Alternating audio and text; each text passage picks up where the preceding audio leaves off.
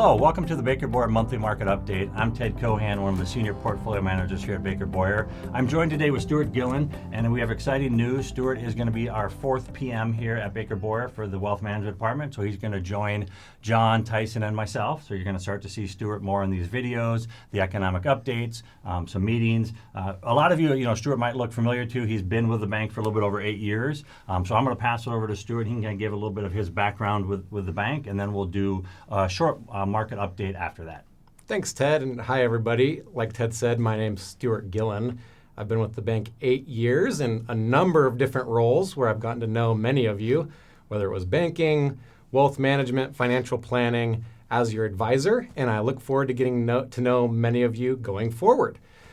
Today, we're here to do the monthly market update. And Ted, I know there's a couple things we wanted to touch on. Do you want to lead off? Yeah, I'll lead off and just talk about, again, in the news over the last few weeks, of course, government shutdown was in the news again.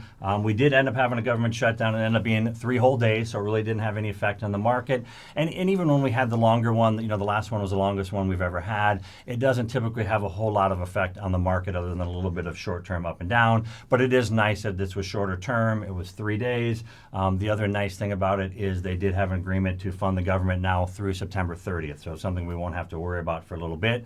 Other than they did have one pullout where they pulled out the Department of Homeland Security, just with everything going on right now with ICE. I think that was part of the agreement. And so that is only funded for another 2 weeks, I think, till February 13th. But again, even if that ends up shutting down, that shouldn't have really much of an effect on the overall market. So not something we're concerned about market-wise.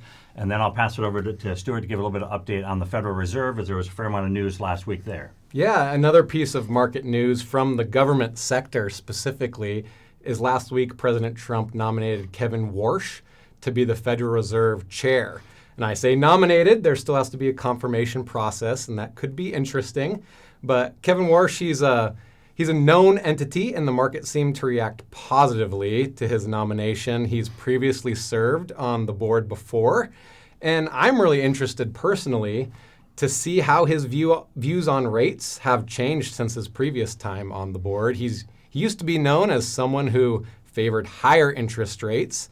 And as we know, there's been a lot of pressure recently for the Federal Reserve to lower interest rates.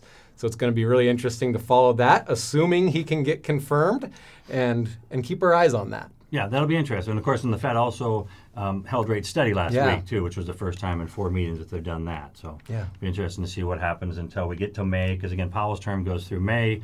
And then, again, assuming Warsh gets elected, then we'll have to see what happens after that. So it'll be interesting. Yeah. And with that, we'll wrap up this monthly market update. As always, if you have questions at all, please reach out to your advisor, portfolio manager. And, again, welcome Stuart as our 4th portfolio manager here on the team.